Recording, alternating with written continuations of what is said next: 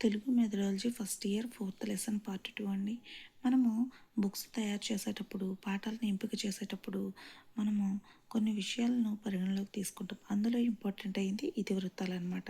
ఎలాంటి ఇతివృత్తాలని మనం దృష్టిలో ఉంచుకుని పాఠాలను ఎంపిక చేస్తారు అంటే దేశభక్తి విలువలు, దేశభక్తి విలువలు, మానవ సంబంధాలు, పిల్లల స్వభావం, వారి శక్తి సామర్థ్యాలు, ఆసక్తులు, పర్యావరణం, ప్రకృతి, సమాజం, సంస్కృతి సాంప్రదాయాలు, భాషాభిరుచి, హాస్యం, కాల్పనికత, సృజనాత్మకత ఇవన్నీ ఇలాంటి ఇతివృత్తాలన్నీ దృష్టిలో పెట్టుకుని మనకి పాఠం అనేది ఎంపిక చేయడం జరుగుతుందనమాట. మరి పాఠం ఒక యూనిట్ నిర్మాణం ఎలా జరుగుతుంది అంటే పిల్లల స్థాయి చూస్తారు. ఏ స్థాయిలో పిల్లలు ఉన్నారు అనేది చూస్తారు. పని దినాలు ఎన్ని, పాఠానికి ఆధారంగా పాఠ్యపుస్తకాల్లో పాఠాల సంఖ్య ఎన్ని ఉన్నాయనేది నిర్ణయిస్తారు. భాషా పాఠ్యపుస్తకాల్లో ఒక పాఠాన్ని ఒక యూనిట్గా పరిగణిస్తాం. పాఠ అమరికలో 1, 2 తరగతులు, 3, 4, 5 తరగతుల మధ్య కొంత వ్యత్యాసం ఉన్నప్పటికీ ఆయా తరగతుల్లో అన్ని పాఠాలు ఒకే రకమైన అమరికలో పొందుపరుస్తారనమాట. ప్రతి పాఠానికి ముందు సూచనలతో కూడిన ఉన్ముఖీకరణ చిత్రం ఉంటుంది. ఈ చిత్రంలో ఎలాంటి ప్రశ్నలు ఉంటాయన్నమాట. ఎలాంటివి ఈ చిత్రం కింద పిల్లలు ఇలా చేయండి అనే శీర్షికతో పాఠంతో పిల్లలతో పాఠం చదివించడానికి వాళ్ళంతట వాళ్ళే అర్థాలను గ్రహించడానికి సూచనలు ఉన్నాయి. ఇది మనకి ఎందుకు ఉపయోగపడుతుంది? పిల్లలు నిఘంటువు ద్వారా అంటే గైడ్ ద్వారా స్వీయ అభ్యసనం చేస్తూ తెలియని పదాలు అర్థాలను తెలుసుకోవడానికి దీని ద్వారా అవకాశం ఉంటుందన్నమాట. ఫర్ ఎగ్జాంపుల్ ఇది ఉన్ముఖీకరణ చిత్రం అయితే చూడండి, ఇలా క్వశ్చన్స్ ఉంటాయన్నమాట మనకి. ప్రతి పాఠం కూడా దానికి సంబంధించిన చిత్రంతో ఆసక్తికరంగా ఆకర్షణీయంగా ఉంటుంది. పాఠం ప్రారంభించడానికి ముందు పాఠాన్ని ఆసక్తిగా చదివించడానికి ముందుగా కొన్ని ప్రేరణ వాక్యాలు కూడా ఉన్నాయి. తర్వాత పాఠం ఉంటుందన్నమాట. పాఠం పూర్తయ్యాక ఇవి చేయండి శీర్షికతో ఈ పాఠం ఆధారంగా సాధించాల్సిన భాషా సామర్థ్యాలు అభ్యాసాల రూపంలో ఉన్నాయి.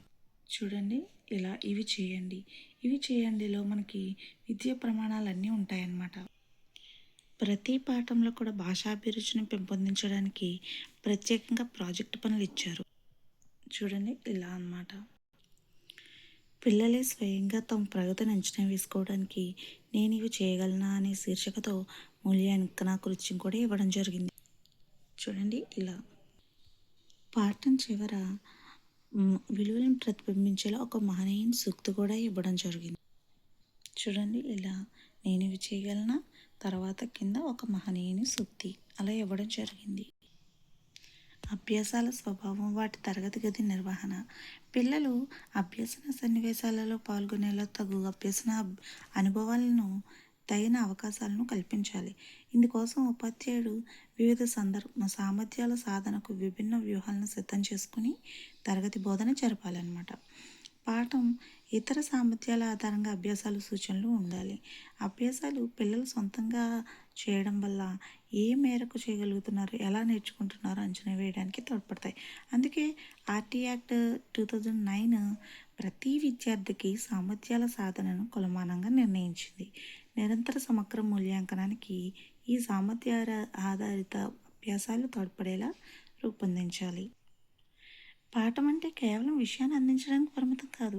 భాషలో విషయం కంటే ఆ విషయాన్ని పొందుపరిచిన భాషా సౌందర్యమే ముఖ్యమన్నమాట.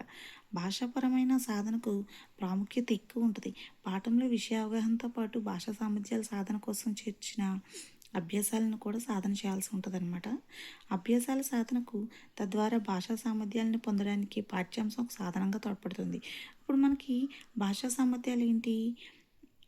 వినడం, మాట్లాడడం, చదవడం, అర్థం చేసుకుని చెప్పడం, రాయడం అంటే స్వీయ రచన, పదజాలం, సృజనాత్మకత, ప్రశంస, భాషను గురించి తెలుసుకోవడం, ప్రాజెక్ట్ పని, సాహిత్యాన్ని గురించి తెలుసుకోవడం.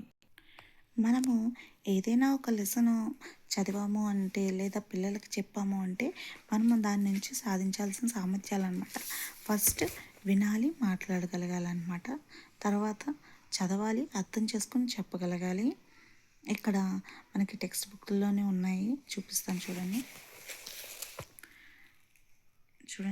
వినడం, ఆలోచించి మాట్లాడడం అంటే ఒక లెసన్ మనం చదివిన తర్వాత లేదా పిల్లలకి చెప్పిన తర్వాత గేయాన్ని అభినయం చేస్తూ వాళ్ళు పాడగలగాలన్నమాట. మనం చెప్పింది విని వాళ్ళు ఆలోచించి మాట్లాడగలగాలి.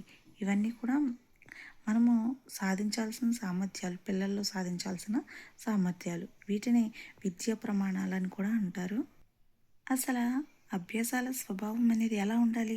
ప్రతి పాఠం చివర కూడా నిర్దిష్ట సామర్థ్యాల సాధనకు అభ్యాసాలు ఇవ్వాలి.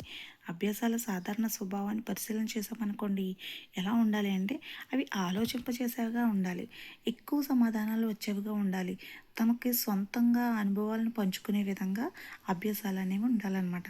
సృజనాత్మకత, కల్పనా శక్తికి అవకాశం ఇచ్చేవిగా ఉండాలి. పిల్లలకు ఆసక్తిని కలిగించేవిగా ఉండాలన్నమాట. సవాళ్ళను కలిగించేవిగా ఉండాలి. స్వయం అధ్యయనానికి అవకాశం కలిగించేలా ఉండాలి. దైనందిన జీవితానికి అన్వయించేవిగా ఉండాలి. సొంతంగా చేసేవిగా ఉండాలి. భాషా సామర్థ్యాలను పెంపొందించడానికి అనుకూలంగా ఉండాలి. జట్టులో పనిచేయడానికి వీలుగా ఉండాలి. తోటివారి ద్వారా నేర్చుకోవడానికి కూడా వీలుగా ఉండాలన్నమాట. స్వేచ్ఛగా వ్యక్తీకరించడానికి అనుకూలంగా ఉండాలి. ఇప్పుడు మనము ఒక్కో సామర్థ్యం గురించి దాని స్వభావం ఎలా ఉంటుందో గదిలో ఎలా తరగతి గదిలో ఎలా నిర్వహించాలో ఇప్పుడు మనం తెలుసుకుందాం. వినడం, ఆలోచించి మాట్లాడడం అనేది ఎలా ఉంటుందంటే, భాషా సామర్థ్యాల్లో వినడం, ఆలోచించి మాట్లాడటం చాలా ఇంపార్టెంట్ అనమాట. వీటిని ప్రాథమిక నైపుణ్యాలుగా భావిస్తాం. ప్రాథమిక నైపుణ్యాలు ఏంటి? వినడం, ఆలోచించి చెప్పడం అనమాట. అంటే మనం చెప్పింది వింటారు వాళ్ళు. మనం అడిగిన దానికి సరైన ఆన్సర్స్ ఆలోచించి చెప్పగలగాలన్నమాట పిల్లలు. కానీ బడికి రాకముందే పిల్లలు వినడం, ఆలోచించి మాట్లాడే సామర్థ్యం కలిగి ఉంటారు కదా.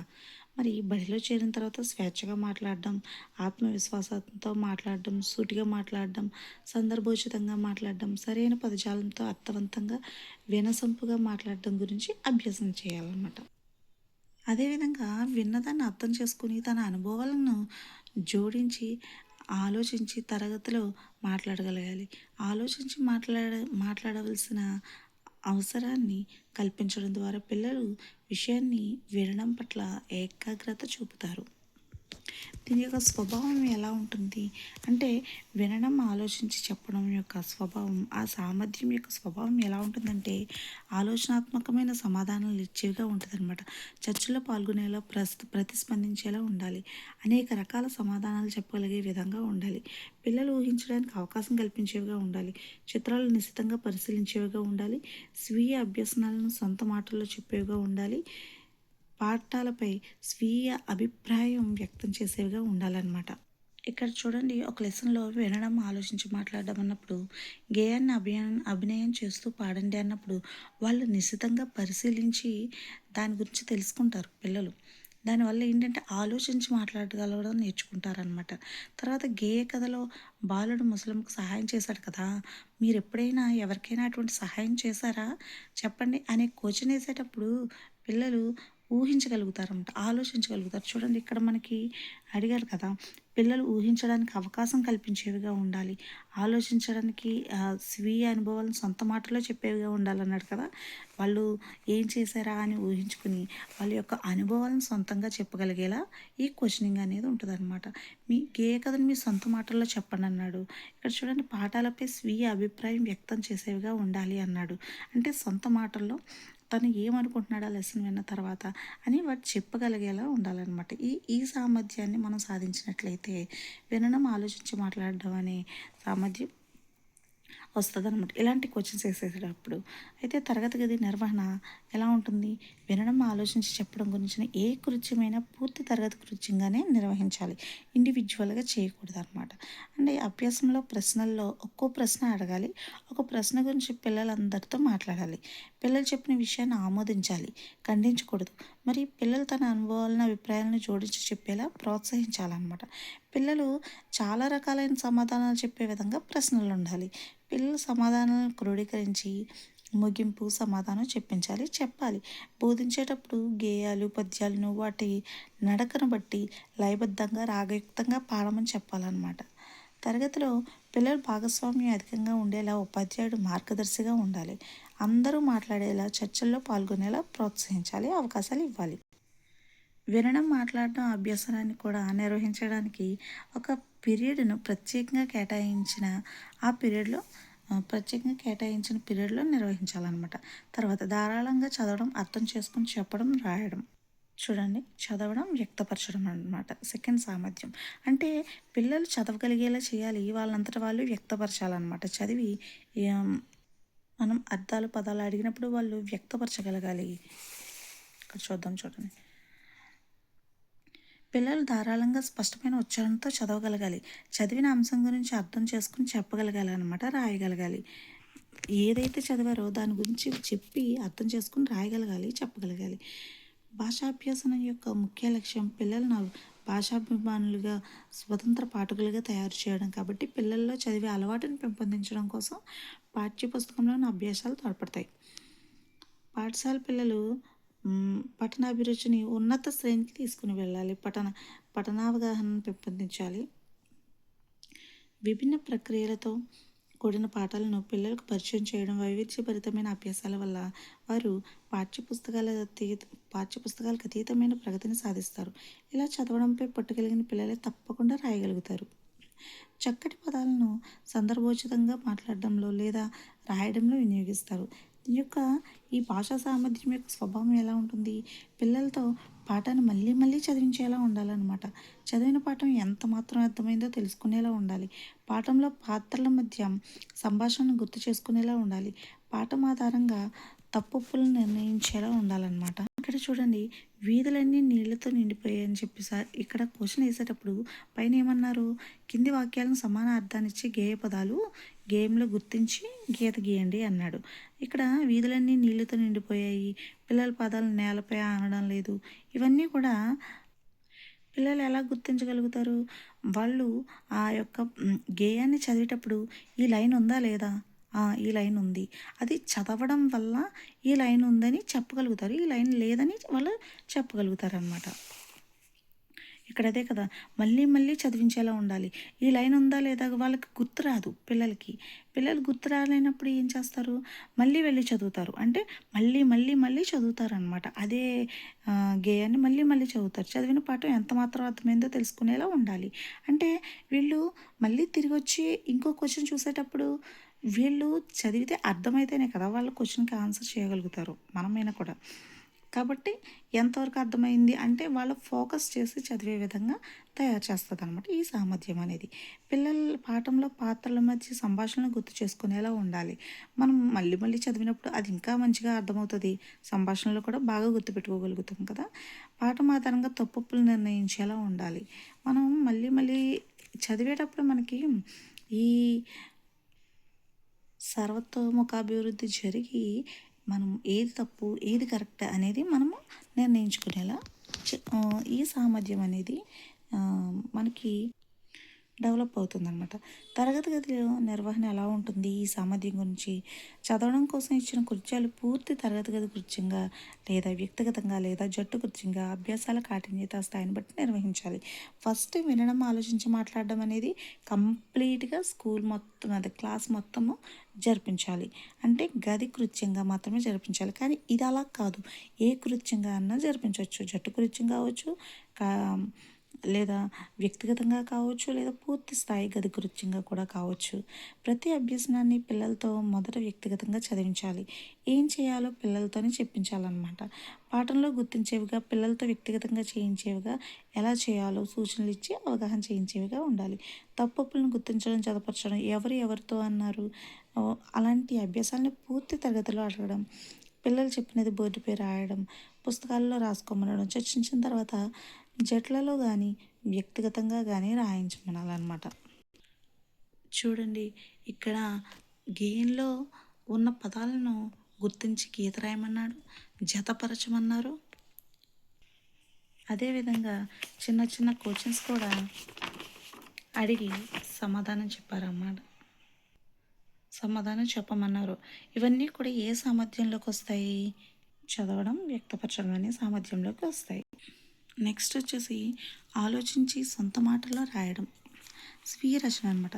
పిల్లలు విన్న లేదా చదివిన తెలిసిన విషయాన్ని తన అభిప్రాయం జోడించి సొంతంగా రాస్తేనే దాన్ని రాయడంగా భావించాలి. రాయడంలో పిల్లలు అంశాన్ని ఒక క్రమంలో సంపూర్ణ వాక్యాలతో అర్థవంతంగా రాయాలి. అంశానికి తగిన పదజాలాన్ని ఉపయోగించి రాయగలగాలన్నమాట. భావం, వాక్య నిర్మాణం, సరైన పదజాల వినియోగం ఉపయోగించి రాసినప్పుడే రాయడం ఫలవంతమైందిగా భావిస్తాము. పిల్లల్లో గల ఆసక్తిని పాఠశాలల్లో ప్రేరేపించి వారు స్వేచ్ఛగా రాయడానికి ప్రోత్సహించాలి. తెలిసిన వాటి గురించి, చూసిన వాటి గురించి, విన్న వాటి గురించి, చదివిన వాటి గురించి వాళ్ళు సొంతంగా రాయండి అని చెప్పాలన్నమాట. రాసిన వాటిని సరిగా ఎలా రాయవచ్చో తరగతి గదిలో ప్రతిరోజు చర్చిస్తే కొంతకాలానికి రాయడంలో దొర్లే తప్పులు ఏవైతే ఉన్నాయో పిల్లలు తమంతట తాముగా సరిదిద్దుకుంటారు. దాని యొక్క ఆలోచించి సొంత మాటల్లో రాయమనడం యొక్క స్వీయ రచన కదా ఇది. స్వీయ రచన యొక్క స్వభావం ఎలా ఉంటుంది? గేయ పద్య భావాలను, సారాంశాలను సొంతంగా రాయగలిగేలా ఉండాలి. పిల్లలు తమ అభిప్రాయాలను వ్యక్తం చేయడానికి వీలుగా ఉండాలి. ఎందుకు ఎలా అనే ప్రశ్నలకు సమాధానాలు రాయగలిగేవిగా ఉండాలి. కారణాలను ఆలోచింపజేసేవిగా ఉండాలి. తార్కిక ఆలోచనలతో కూడిన సమాధానాలు రాయగలిగేవిగా ఉండడం, ఊహించి రాయడం, ఇష్టమైన అంశాల గురించి సొంత మాటల్లో రాయడం, విశ్లేషణతో కూడిన సమాధానాలు రాయడానికి అనుకూలంగా ఉండడం, పాత్రల సమస్యలకు తగిన పరిష్కారాలు సూచించేవిగా ఉండడం మొదలైనవి అన్నమాట. ఇక్కడ చూడండి, వ్యక్తీకరణ సృజనాత్మకత అన్నప్పుడు అమ్మఒడి గేయం గురించి రాయమన్నాడు. ఎందుకు అలా అన్నారు? అమ్మఒడి చదువుల బడి అని కవి ఎందుకన్నారంటే ఊహించి రాస్తామన్నమాట. అమ్మ మాటలు పిల్లలకి ఎలా ఉపకరిస్తాయి అన్నప్పుడు మనం ఆలోచించి రాస్తాము. ఇవన్నీ కూడా మనం సొంత మాటల్లో రాయగలిగేవన్నమాట. తరగతి గది నిర్వహణ. తరగతి గదిలో స్వీయ రచన ప్రశ్నలకు జవాబులు రాసే ముందు పూర్తి తరగతి కృత్యంగా ప్రశ్నలపై చర్చ నిర్వహించాలి కంప్లీట్గా. ఫస్ట్ కూడా తరగతి గది కృత్యమే కదా, వినడం, మాట్లాడడం అని చెప్పేసి. తర్వాత ఇంకొకటి ఏంటి, చదవడం, వ్యక్తీకరించడం అనేది ఏ కృత్యమైనా పర్వాలేదు. జట్టు కృత్యమైనా, వ్యక్తిగత కృత్యమైనా, అదే గది కృత్యమైనా పర్వాలేదు. ఇది కూడా ఏం చెప్తున్నారు? సృజనాత్మకత అనేది పూర్తి తరగతి ప్రశ్నలపై చర్చ నిర్వహించాలని చెప్తున్నాడు. ముందుగా ప్రశ్నల్ని నల్లబలపై రాయాలి. పిల్లలు ప్రశ్నలను చదవమనాలన్నమాట. పిల్లలు ఈ ప్రశ్న చదవండి అని చెప్పాలి. ఒక్కో ప్రశ్నను తీసుకొని పిల్లలతో మాట్లాడించాలి. అనుబంధ ప్రశ్నలు వేస్తూ దానికి రిలేటెడ్ క్వశ్చన్స్ వేస్తూ సమాధానాలు రాబట్టాలి. ఇలా మేధోమథనం అంటే వాళ్ళకున్న నాలెడ్జ్ ద్వారా ప్రశ్నలను గుర్తించి చర్చించాలన్నమాట. జవాబుకు సంబంధించిన కీలక పదాలను నల్లబలపై రాయాలి. పిల్లలను జట్లుగా చేసేటప్పుడు ప్రశ్నల సమాధానాలు తోటి పిల్లలతో చర్చించుకుంటూ రాయమనాలి. జట్లలో పనిచేస్తున్న సమయంలో ఉపాధ్యాయుడు అందరూ పాల్గొనేలా చూడాలి. అవసరమైన చోట సహకరించాలి. పిల్లలు చేసిన జట్టు పనిని ప్రదర్శింపచేయాలి. పిల్లలు రాసిన సమాధానాలు సరిచేయాలి. అంటే ఎడిటింగ్ చేసి ఇందుకోసం పిల్లలు ఎవరైనా రాసిన సమాధానాలు లేదా ఏదైనా జట్టు రాసిన సమాధానాన్ని నల్లబలపై లేదా చార్టుపై ఉన్నట్లుగా ఉంటే వారు చేసిన దోషాలతో కూడా రాయాలి. ఇలా రాసిన దాన్ని పూర్తి తరగతిలో చదివించాలన్నమాట. దోషాలపై క్రింది ప్రశ్నల ద్వారా చర్చ నిర్వహించాలి. ఏంటి? భావం సరిగా రాసారా? సరైన క్రమంలో రాసారా? సరైన వాక్యాలు రాసారా? వాక్యాలు పూర్తిగా రాసారా? సరిగా ఉన్నాయా? వాక్యాల్లో పదాలు సరిగా ఉన్నాయా? ఉన్న పదాల స్థానంలో ఇంకా మంచి పదాలను రాయొచ్చా? అక్షర దోషాలు ఏమైనా ఉన్నాయా? ఏవైనా అక్షరాలు సరిగా రాయాలి, ఏ అక్షరాలు సరిగా రాయాలి, ఇలా చర్చిస్తూ పిల్లలే సవరించేలా పూర్తి తరగతి కృత్యంగా నిర్వహించాలన్నమాట. ఆ తర్వాత జవాబును రాయమనాలి. జట్లలో వ్యక్తిగతంగా రాయించడం, సరిదిద్దడం జరగాలి. ఇక్కడ పదజాలం. భాష అంటే పదజాల సమూహం, అవును కదా. పదాలను అర్థవంతంగా వరుస క్రమంలో వినియోగిస్తే భాషగా మారుతుంది. విద్యార్థులకు పదజాలాన్ని సందర్భానుసారంగా వినియోగించడంపై అభ్యాసం కల్పించాలి. వివిధ సందర్భాలలో ఒకే పదం వేరువేరుగా అర్థాలు ఇస్తుంది. వీటిని గురించి అర్థం చేసుకునేలా మనం ప్రోత్సహించాలన్నమాట.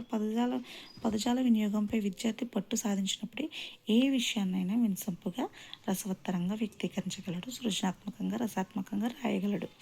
దీని యొక్క స్వభావం ఎలా ఉంటుంది? నూతన పదార్థాలను గ్రహించేలా ఉండాలి. ఏ సందర్భాల్లో ఏ పదాన్ని ఉపయోగించాలో తెలుసుకోవాలి. నేర్చుకున్న పదజాలంతో సొంతంగా వాక్యాలు రాసేలా ఉండాలి. సంబంధించిన పదాలు రాసేలా ఉండాలన్నమాట. భాషా క్రీడలకు సంబంధించినవిగా ఉండడం మొదలైనవి జరగాలి. ఈ తరగతి గది యొక్క నిర్వహణ ఎలా ఉంటుంది? పదజాలానికి సంబంధించిన అభ్యాసాలను పూర్తి తరగతి కృత్యంగా నిర్వహించి అభ్యాసాలపై అవగాహన కల్పించాలి. అభ్యాసాల కాఠిన్యత స్థాయిని బట్టి జట్టు పనిగా కూడా నిర్వహించవచ్చు. చర్చించి సమాధానాలు రాయమనాలి. పిల్లలు జట్లలో రాసిన వాటిని ప్రదర్శింపచేయాలి. పిల్లలు చెప్పిన దాన్ని నల్లబలపై రాయాలి. అన్ని జట్లలో వాళ్ళు చెప్పినవి కూడా నల్లబలపై రాయాలన్నమాట. సమాధానాలను క్రోడీకరించాలి. పిల్లలు చెప్పలేకపోయిన సందర్భాల్లో ఉపాధ్యాయుడు సందర్భానికి అనుగుణంగా వాక్య ప్రయోగాల ద్వారా ఆ పదజాలాన్ని అర్థం చేయించాలన్నమాట. తర్వాత సృజనాత్మకత. పిల్లల్లో ఊహాశక్తి, కల్పనాశక్తి అనంతంగా ఉంటాయి. చాలా ఎక్కువ ఉంటాయి. పిల్లల్లో ఈ శక్తిని బయటకు తీయాలి అంటే దానికి తగిన వాతావరణాన్ని తరగతి గదిలో మనం కల్పించాలన్నమాట. సొంతంగా రాసే సామర్థ్యం సృజనాత్మకతకు మరింత దోహదపడుతుంది. ఈ సృజనాత్మక వ్యక్తీకరణ మౌఖిక రూపంలో, లిఖిత రూపంలో, ప్రదర్శన రూపంలో ఎలా అయినా ఉండొచ్చు అన్నమాట. స్వాభావికంగా అంతర్లీనంగా పిల్లల్లో ఉండే సృజనాత్మకతను వెలికి తీసేలా పాఠాలు తోడ్పడాలి. భాషా బోధనా లక్ష్యాలలో భాషా నైపుణ్యాల సాధనతో పాటు సృజనాత్మకత, కల్పనాశక్తులు వెలికి తీయడం అతి ముఖ్యమైనదిగా గుర్తించాలి. దీని యొక్క స్వభావం ఎలా ఉంటుంది? మౌఖిక, లిఖిత, ప్రదర్శన రూపాల్లో ఉంచవచ్చు. సృజనాత్మకతంగా ఆలోచించేలా ఉండడం, తమ ఆలోచనలు, అనుభవాలను జోడించి చెప్పేలా ఉండడం, నాటకీకరణ చేయడానికి అనుకూలంగా ఉండడం, ఊహించి చెప్పగలిగేలా ఉండడం. వివిధ భాషా వ్యవహార రూపాలు ప్రక్రియల్లో ఉండడం, జట్లలో చేసేవిగా ఉండడం, వ్యక్తిగతంగా చేసేవిగా ఉండడం, తోటివారి ద్వారా, సమాజ సభ్యుల ద్వారా నేర్చుకునే అవకాశం ఉండడం, మౌఖిక లేఖన సామర్థ్యాల వృద్ధికి తోడ్పడేలా ఉండడం, పాల్గొనేలా, ఆనందించేలా, స్వయం అభ్యాసనానికి తోడ్పడేలా ఉండడం, ఒక వ్యవహార రూపంలోని అంశాలని మరొక వ్యవహార రూపంలోకి మార్చడం మొదలైనవి. తరగతి గది నిర్వహణ. ఈ సామర్థ్యాన్ని మొదట పూర్తి తరగతి కృత్యంగా నిర్వహించాలి. తగిన సూచనలు ఇవ్వాలి. ఇచ్చిన అంశంపై ఆలోచింపజేసి స్వేచ్ఛగా ప్రతి ఒక్కరూ చెప్పేలా ప్రోత్సహించాలి. అవసరమైన చోట ఆధారాలను ఇచ్చి ఆలోచింపజేయాలన్నమాట. అవగాహన కల్పించాలి. తర్వాత పిల్లలను విభజించాలి. జట్లలో చర్చించమనాలి, రాయమనాలి. జట్లలో చేసిన పనులను ప్రదర్శింపజేయాలి. వీటిని ప్రదర్శిస్తున్నప్పుడు ఉపాధ్యాయుడు పూర్తి తరగతిలో చర్చ నిర్వహించడం ద్వారా సలహాలు, సూచనలు అందజేయాలి. రాసిన సృజనాత్మకత అంశాన్ని సరిచేయాలి. స్వీయ రచన ప్రశ్నలను సరిదిద్దిన విధంగా పూర్తి తరగతిలో నిర్వహించాలి. తర్వాత వ్యక్తిగతంగా రాయండి అని చెప్పాలి. పిల్లలు రాసిన వాటిని సంకలనం చేసి మేము కవిత్వం, కథలు రాస్తాం అని ఒక పుస్తకంలో తయారు చేయాలి. ప్రతి పాఠానికి పిల్లలు రాసిన సృజనాత్మకత అంశాలతో ఒక పుస్తక సంకలనం తయారు చేయాలి. దీన్ని తరగతి గదిలో ప్రదర్శించాలి. జట్లలో రాయించడం, సరిదిద్దడం జరగాలి. తర్వాత పిల్లలతో వ్యక్తిగతంగా రాయించాలన్నమాట. ప్రశంస. ఈ ఈ భాషా సామర్థ్యాన్ని ఎలా సాధించాలి అంటే మనము విద్యార్థుల్లో సానుకూల దృక్పథాన్ని అంటే పాజిటివ్ థింకింగ్ని అలవర్చడానికి, తగిన విధంగా స్పందించడానికి ఈ సామర్థ్యం చాలా దోహదపడుతుంది. జంతువులు, మొక్కల పట్ల పిల్లల సానుభూతిని కలిగి ఉండడంతో పాటు ప్రత్యేక అవసరాలు కలిగిన పిల్లలు ముసలి వాళ్ళకు తగిన సహాయం, సహకారం చేయగలిగేలా తయారవ్వాలి. అదేవిధంగా ఇతర భాషలు, సంస్కృతులు, పండుగలు, సాంప్రదాయాలు గౌరవించేలాగా, గొప్పదనాన్ని గుర్తించి అభినందించే వైఖరి పిల్లల్లో పెంపొందించేలా చూడాలన్నమాట. పిల్లలు ఎదుటివారిలో గొప్పదనాన్ని గుర్తించి ప్రశంసించగలగాలి. దీనివల్ల ఏం జరుగుతుంది? విలువలతో కూడిన వ్యక్తిత్వ నిర్మాణం రూపుదిద్దుకుంటుందన్నమాట. దీని యొక్క స్వభావం ఏంటి మరి? దయా, సానుభూతి చూపడాన్ని పెంపొందించేలా ఉండడం, ఇతరుల గొప్పదనాన్ని ప్రశంసించేలా, అభినందించేలా ఉండడం, ఇతరులకు సహాయం చేయడానికి ప్రేరేపించేలా ఉండడం, ఇతరుల సంస్కృతి, సాంప్రదాయాలను గౌరవించేలా ఉండడం, అందరూ సమానమనే భావనను కలిగించేలా ఉండడం, ప్రకృతిని ప్రేమించడం, పరిరక్షించడం వంటి లక్షణాలు అభివృద్ధి చేయడం, విలువలను పెంపొందించేలా ఉండడము. ఇవి తరగతి గది నిర్వహణ ఎలా ఉంటుంది? దీని ముందు ఇంటి పనిగా ఇవ్వాలన్నమాట. దీన్ని పూర్తి చేసిన తర్వాత పునశ్చరణలో భాగంగా పిల్లల్ని ప్రశ్నపై మాట్లాడించాలి, ప్రదర్శింపచేయాలి. ప్రతి విద్యార్థిని ప్రశ్నించాలి. పిల్లలు సమాధానాలను క్రోడీకరించి ముగింపు ఇవ్వాలి. వ్యక్తిగతంగా రాయమన్న వాటిని రాయించాలి. పిల్లలు రాసిన ప్రశంసకు సంబంధించిన అంశాలతో పుస్తక సంకలనం తయారు చేయాలి. ఇలా రూపొందించిన పుస్తక సంకలనాన్ని తరగతిలో ప్రదర్శించాలి. ప్రతి పాఠానికి ఒక సంకలనం తరగతిలో అందుబాటులో ఉండాలన్నమాట. ఇప్పుడు భాష గురించి తెలుసుకుందాం. పాఠశాలలో నేర్పడంలో ఉద్దేశం పిల్లవాడు కొత్తగా ఆలోచించగలగాలన్నమాట. వాటిని క్రమబద్ధంగా వ్యక్తీకరించగలగాలి. సృజనాత్మకంగా చెప్పగలగాలి, రాయగలగాలి. ఈ సామర్థ్యం ద్వారా విద్యార్థుల్లో భాషా భాగాలు, కాలాలు, విరామ చిహ్నాలను ఉపయోగించగలిగేలా, కాలాలకు అనుగుణంగా క్రియలను గుర్తించి ఉపయోగించగలిగేలా చేయాలి. అందుకు పిల్లల మెదడు వాటిని స్వయంగా సూత్రీకరించుకుంటుందనమాట. దీన్ని తరగతిలో బలోపేతం చేయడానికి అభ్యాసం చేయించాలి. దీని యొక్క స్వభావం ఎలా ఉంటుంది? వ్యాకరణ నియమాలను సొంతంగా గ్రహించేలా ఉండడం, ఉదాహరణలు సొంతంగా చెప్పేలా ఉండడం, సులభంగా అర్థం చేసుకునేలా ఉండడం చేస్తుంది. తరగతి గది నిర్వహణ ఎలా జరుగుతుంది? భాష గురించి తెలుసుకుందాం. అభ్యాసాలను పూర్తి తరగతి కృత్యంగా నిర్వహించాలన్నమాట. అభ్యాసంలో అంశాలన్నీ పిల్లలతో చర్చిస్తూ అవగాహన చేయించాలి. ఉదాహరణలను పిల్లలతో చెప్పించాలి. ఉదాహరణల ద్వారా సూత్రాన్ని గ్రహించేలా, అర్థం చేసుకునేలా చేయాలి. నూతన పదాల అర్థాలను గ్రహించేలా ఉండాలి. అర్థం చేసుకునేలా చేయాలన్నమాట. పిల్లల జట్టులో కూర్చోమని నేర్చుకున్న భాషాంశాలపై ఉదాహరణలు రాయించాలి. పిల్లలతో ప్రదర్శింపచేయాలి. పిల్లలు చెప్పిన ఉదాహరణలు నల్లబలపై రాయాలి. వ్యక్తిగత నోటు పుస్తకాల్లో రాయించాలన్నమాట. ప్రాజెక్ట్ వర్క్ ఏంటి? పిల్లల్లో ఆలోచింపచేసే శక్తిని వికసింపచేసి వారి ఆలోచనలను వ్యక్తపరచడానికి భాషా బోధన తోడ్పడాలన్నమాట. దీనికోసం ఇంతకుముందు చర్చించిన సామర్థ్యాలకు చెందిన అభ్యాసాలు తోడ్పడినప్పటికీ వీటిని సందర్భోచితంగా అవసరం మేరకు సమ్మిళితపరిచి వినియోగించే సామర్థ్యం పిల్లల్లో పెంపొందించాలి. ఇందుకు భాషా ప్రాజెక్టులు చక్కగా ఉపయోగపడతాయి అన్నమాట. దాని యొక్క స్వభావం ప్రాజెక్టు పనులు వివిధ కృత్యాల సమాహారం. ప్రాజెక్టు పనులు వివిధ సామర్థ్యాల నిర్వహణ సామర్థ్యం కూడా పరిశీలించడం, సేకరించడం, అన్వేషించడం, నమోదు చేయడం, విశ్లేషించగలం, నిర్ధారించడం వంటి కృత్యాలతో కూడి ఈ ప్రాజెక్ట్ పనులు ఉంటాయన్నమాట. వినడం, మాట్లాడడం, చదవడం, రాయడం వంటి భాషా నైపుణ్యాలతో కూడిన ప్రాజెక్ట్ పనులు ఉంటాయి. పాఠ్యపుస్తకాల పరిధిని దాటి పరిసరాల ద్వారా అదనపు పఠన సామగ్రి అనగా బాల సాహిత్యం, వార్తాపత్రికలు మొదలైన వాటిని చదవడానికి ప్రోత్సహించాలి. ప్రాజెక్టు పనులు ఉంటాయి. స్వతంత్ర పాఠకులుగా ఎదగడానికి భాషాభిరుచిని, పఠనాభిలాషను పెంపొందించడానికి తోడ్పడతాయి.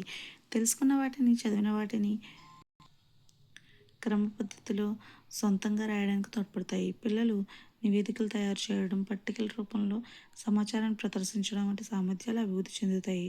తోటి వారితో కలిసి పనిచేసేలా, ఒకరికొకరు సహకరించుకునేలా, తోటివారి నుంచి నేర్చుకునేలా దోహదపడతాయి. ఇతర సబ్జెక్టులకు సంబంధించిన అవగాహనను పెంపొందించడానికి తోడ్పడతాయి. ప్రాజెక్టు పనులను నిర్వహించడం ఎలా నిర్వహిస్తామో ప్రాజెక్టు పనులను ఇంటి పనిగా ఇవ్వాలన్నమాట. పాఠం పూర్తయిన రోజు అంటే 5వ రోజు ఇంటి పనిగా ఇవ్వాలి. ఎన్నో రోజు ఇవ్వాలి? 5వ రోజు ఇంటి పనిగా ఇవ్వాలి.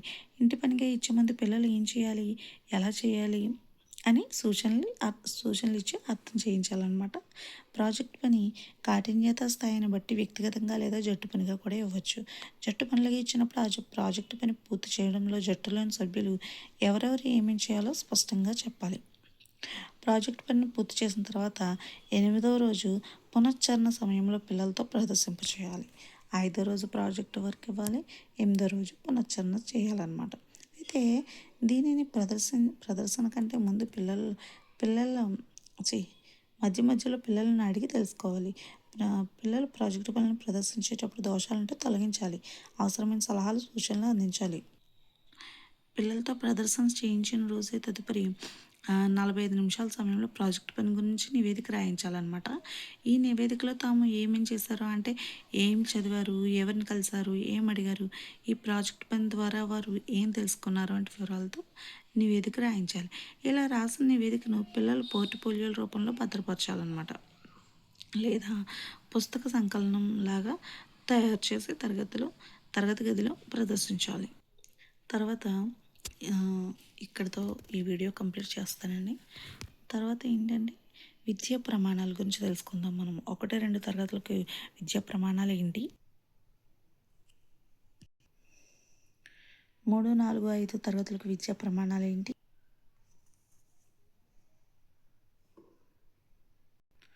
నెక్స్ట్ భాషా విద్యా ప్రణాళిక సమర్థవంతమైన నిర్వహణకు అభ్యసన వనరులు ఏంటి అంటే లాంగ్వేజ్ కరికులం.